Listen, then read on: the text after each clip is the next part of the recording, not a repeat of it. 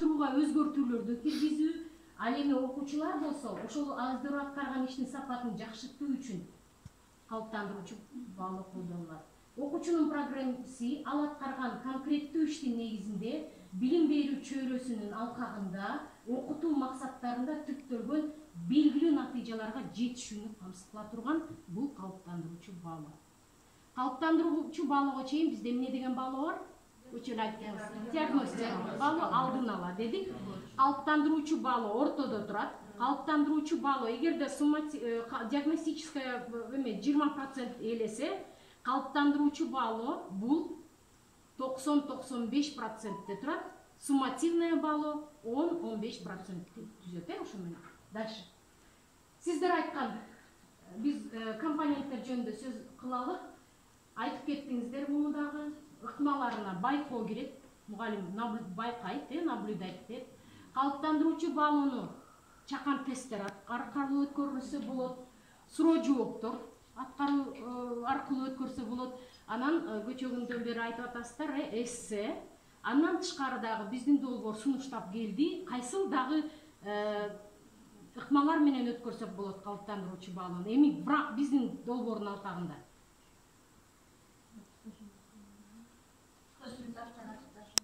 Калыптандыруучу баалоонуу бар? Жок. Үчүнчү, төртүнчү, бешинчи модулда эстеңиздер? Жазуу иштери, сону дагы кайсы жазуу иштери? Чыгармачыл жазуу иштери, күн сайын жазуу иштери. Сону маалыматты анализдөө, асы чыгып калыптыр. Критерийлерди ылайык. Көчө сиздер кайра айтып аттыңыздар, критерийлер, дескрипторлор деп сөзсүз түрдө калыптандыруучу баалоодо эмне турат экен? Эң башкысы критерий.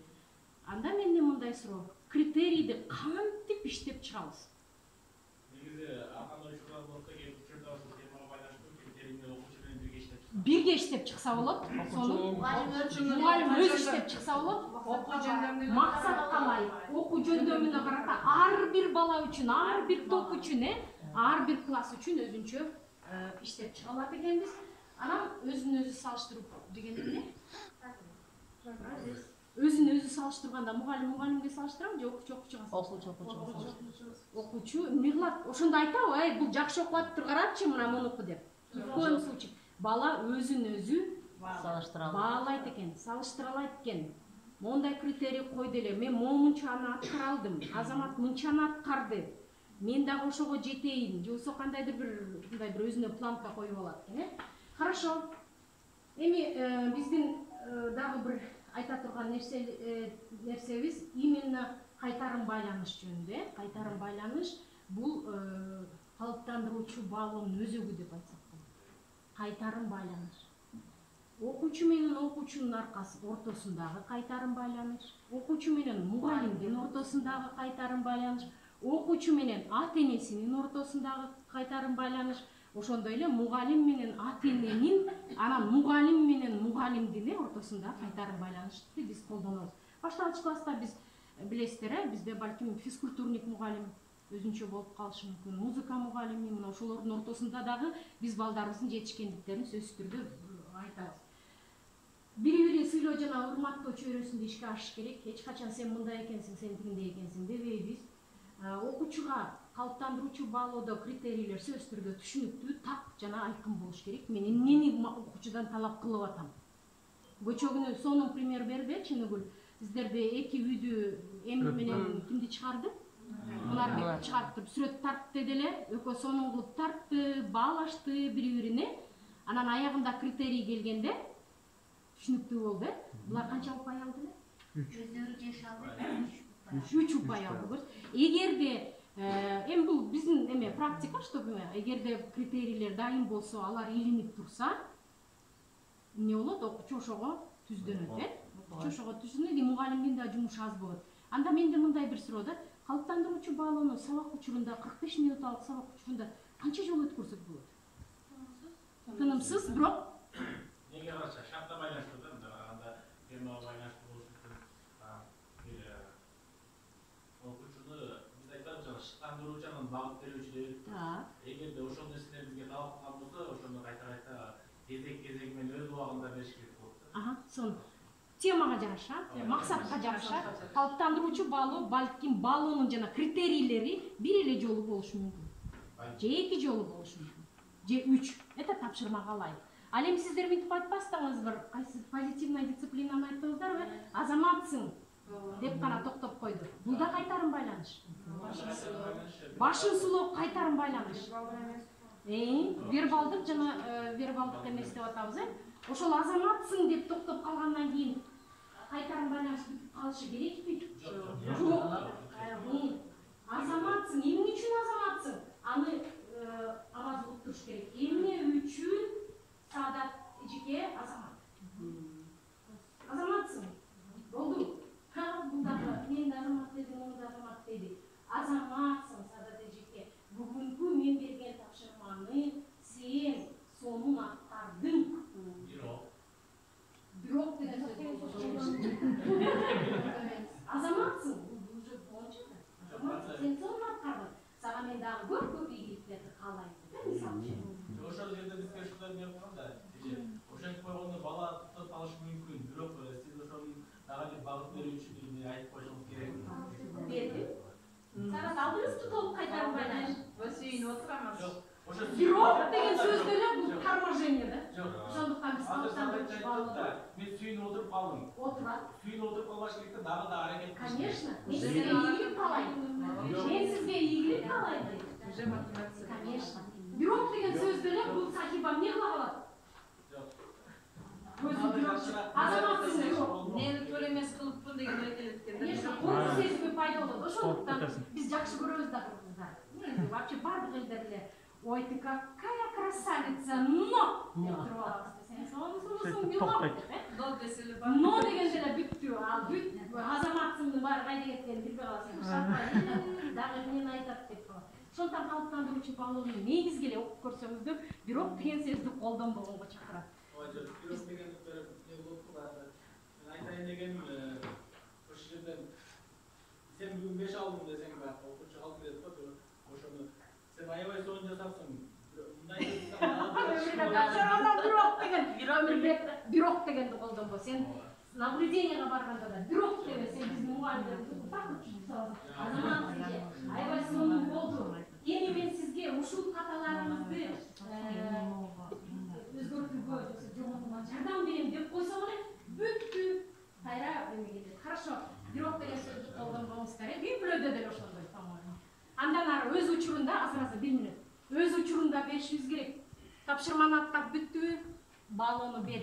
Ошо менен жыйынтыкта, анан кийинки экинчи тапшырма койт. Эгерде сен биринчи тапшырманын жыйынтыгын айтпай туруп, экинчиге кетип анан бир маалда эстеп кетип, "Апей" деп баштасаңар, ал уже баягы результатка ээ болбой калат. Ошондуктан предпланирование деген сөз биздин башталгыч класстын мугалимдери, вообще педагогдор үчүн эң чоң нерсе.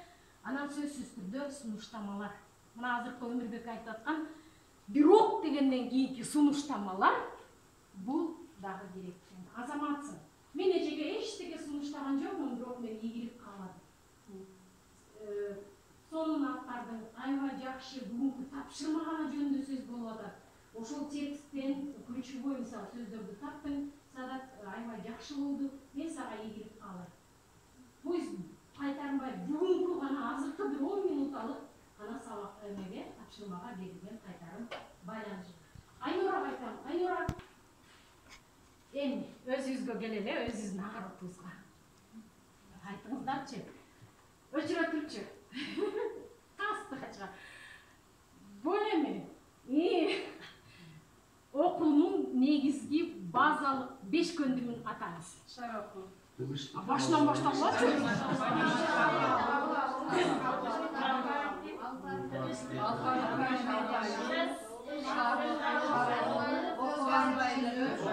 Окуганын түшүнүү. Бешөөлө, молодцы. Бул келгиле окуйбуз долбоорунда да айтылган, бирге окуйбуз долбоорунда да 5 эң негизги көндүм экен.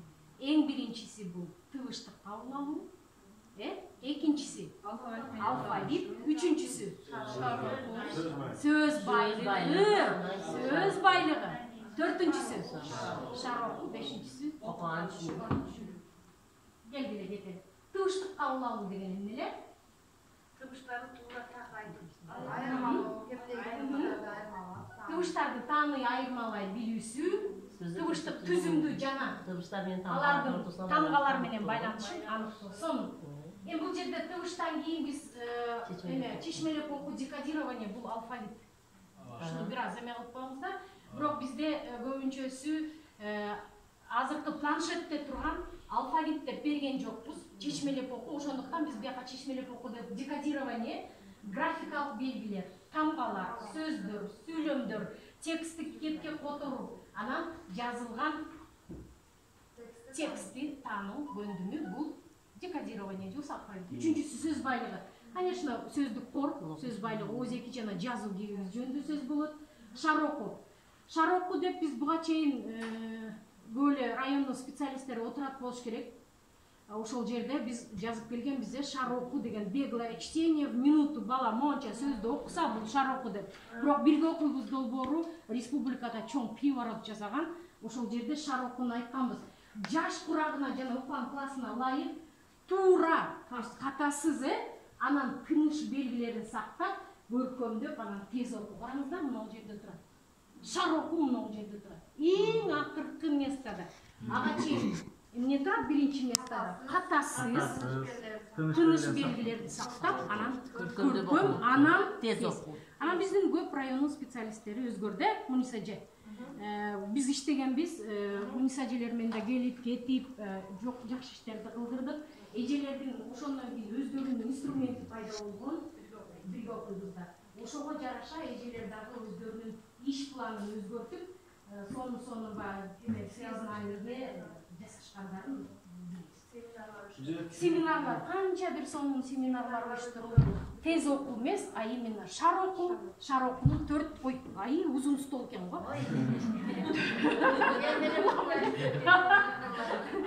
Эме, Мунисаже менен аябай жакшы көп иштер Эмир суроо. Түшүнүп дегенде ушу шарокуга кошуп көрсөк болот. Азыр болот. 4-5-сине отуруп койчу, мына азыр кетет. Көркөмдөп, тез окуусу, анан окуп түшүнүү, эми карап шар окуду. Шар окуп аткан адамды помните, бирге окуйбузда, келгиле окуйбузда бар башын бала жаттап калат дагы аягын калат. Көчөдө эле байкабадыңыздар окуу көндүмүндө кандай болду деп.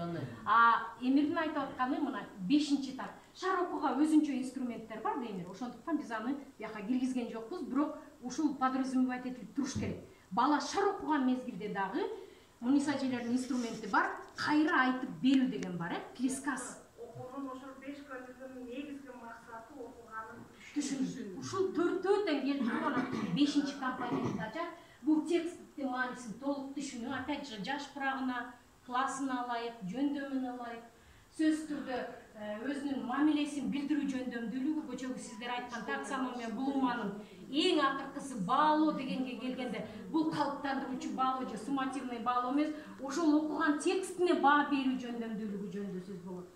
И сөзсүз түрдө биздин ортоңку эмес, башталгыч класстарда окуу жана түшүнүү окутуунун каражаты катары окуучуга ийгилик алып келе турган кийинки ОРТда, биздин НОДуда, ПИЗада ишке ашып, мына азыр биздин ошо бирге окуйбуздун 1-4 класснын окуучулары азыр НОДуда дагы, ОРТда дагы аябай жакшы результаттарды берип атат. Бизде министрлик муну атайын долбоорлор боюнча билесиздер, иштейт комитет, ошол жерде мына азыр биз ошол бирге окуйбуз долбоорунун результаттарын көрө баштадык да.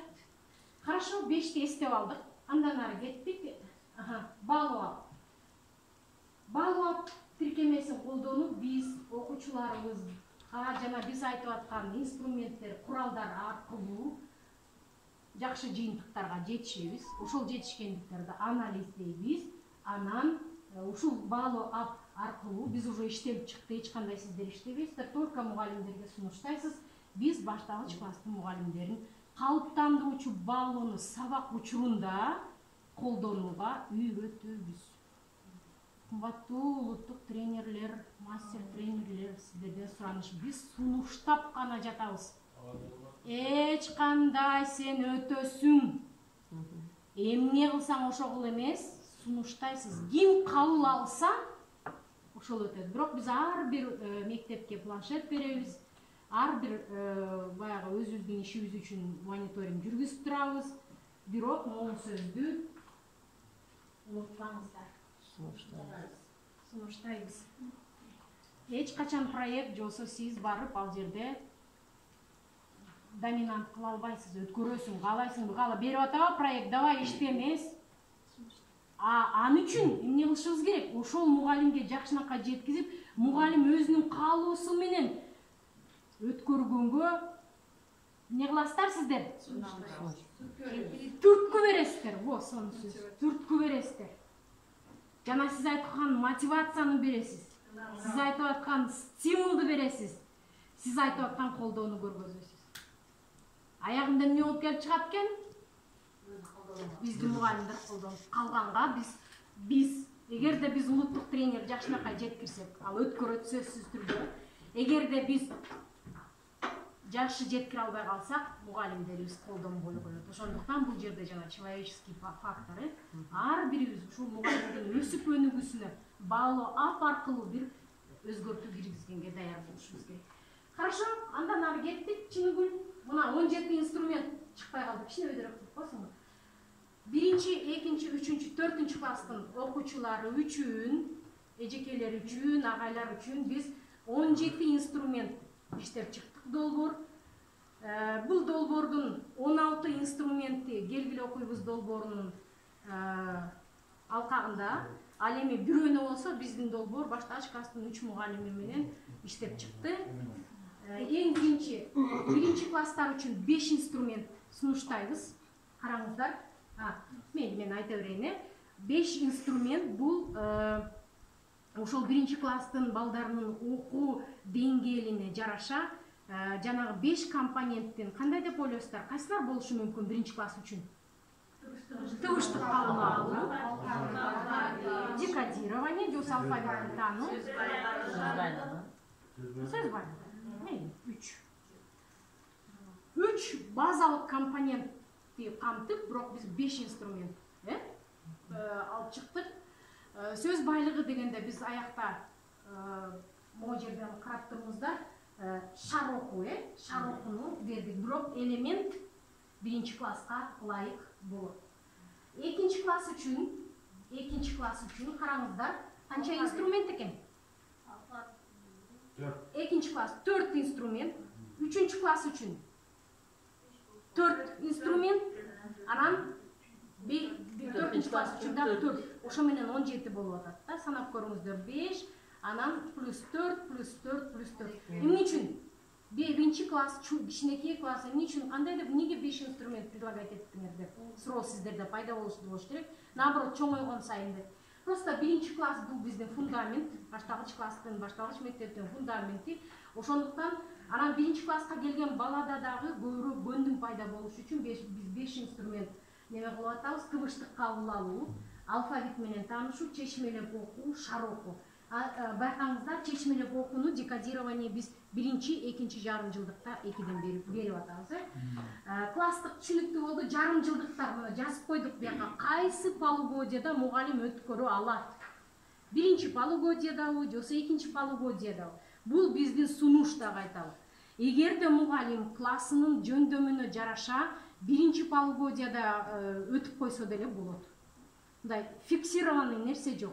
Ар бир айтабыз, биз дифференцированный, универсальный деп аткандан кийин ар бир мугалим өзүнүн жөндөмүнө караша, плюс еще баласынын жөндөмүнө, мүмкүнчүлүгүнө жараша буларды өзү өзгөртүп алууга болот. 2 класс үчүн караңыздар, 4 инструмент кетип атат. Анын 2 1 жарым жылдыкка, 2 жарым жылдыкка деп атат. Алар кайсылар экен? Жана сиздер айткан чечмелеп окуу, сөз байлыгы, шар окуу, анан окуганын түшүнүү. 3 класс үчүн дагы 4. Караңыздар, бизде эч кандай декодирование жок, чечмелеп окуу жок, алфавит жок, тыбыштык жок. Деңгээл, мына деңгээлде иштеп атабыз. Сөз байлыгынан баштайбыз. 1-2 шейректе өткөрсөңүз болот. 2 сөз байлыгын 2 шейректе өткөрсөңүз болот. Шар окуу, анан сөз түрдө окуганын түшүнүү. 4 класста биз уже жанагындайларды акырын алып салдык дагы. Эң чоң көндүмдөр 4 класстын окуучуларына сунуштап атабыз. 2 сөз байлыгы, 2 окуганын түшүнүшү. Эми 3 колонканы караңыздар. Бул жерде жалаң инструменттери берилген. Жанакы сиздер айтып аткан инструменттерди кошуп биз даяр нерселерди алдык дагы. Эч кандай разработка кылган жокпуз. 1 класс үчүн сөздөгү 1 тыбышты аныктоо дегенди бердик. Келгиле окуйбуз, элестете бергиле. Элестетип атасыздарбы? Сөздөгү 1 тамганы таануу жөнүндө берип атабыз. Экинчиси шар окуу, анан шар окуу. 2 класс үчүн ойлоп тапкан жок сөздөрдү окуу. Помните, экраныда деле бар. Бул игра болот, азыр играга катышса. Чаташтырылган сөздөр, путаница деп айтабыз. Шар окуу, анан чыгарманын картасы. Биз велосипед ойлоп чыккан жокпуз. Мунун бардыгы Кыргызстанда 10 жылдан ашык иштеп келе жаткан инструменттер. 3 класска келгенде кичине татаалдашып баратат, байкап атасыздар. Синонимдерди табуу, 1-2 жарым жылдыкка сунуштап атабыз. Калтырылган сөздөрдү, пропущенных слов, помните, табуу, шар окуу, анан чыгарманын картасы. Бул жерде 4 класс үчүн синонимди табуу, антонимди табууну бул биздин долбоор башташкасынын 3 мугалимени разработка кылып чыкты. Чыгарманын картасы, анан сюжеттик линия, сюжеттик сызык деп бердик. Мунун баары сиздер үчүн тааныш, чыныгы. 1 мүнөт. Сурооңуздар барбы бул жерде? Түшүнүктүү эле болду. Дальше кеттик андан ары. Эми баалап эмне кылабыз? Муну жана сиздер айткандар, эң биринчи ушундай ыкмаларды колдонуп сабак өтсөңөр, мугалимдерге биз айтабыз, окуучуларда бул ыкмалар боюнча тажрыйба пайда болот дагы, алар өзүнүн жашоосунда дагы, практикасында дагы ушуларды колдонгонго үйрөнө баштайт деп айтабыз. Сөзсүз түрдө бул жерде баа койбойсуңар деп айтасыңар, баа коюлбайт, эч кандай сага 1, сага 2 дебейт. Аны көрөсүздөр, баанын ордуна биз эмнени предлагать этебиз. Окуучу окуу көндүмү кайсы деңгээлде экенин өзү билип калат. Мугалим айтып берет себеби дегенде. Сапаттуу кайтарым, байланыш берилет. Ага азыр күбө болосуздар. Үчүнчү кийинке кетип чыныгы.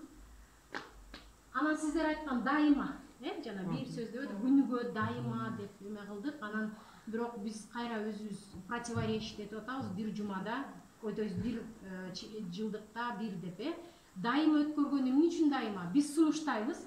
Эгерде мугалим кааласа, ошону салып алып, себеби деген модуль бар да, 7-модуль, USAID-тин келгиле окуйбузда. Ошондон алып, ошолордон колдонуп, биздин планшетте болбой калат.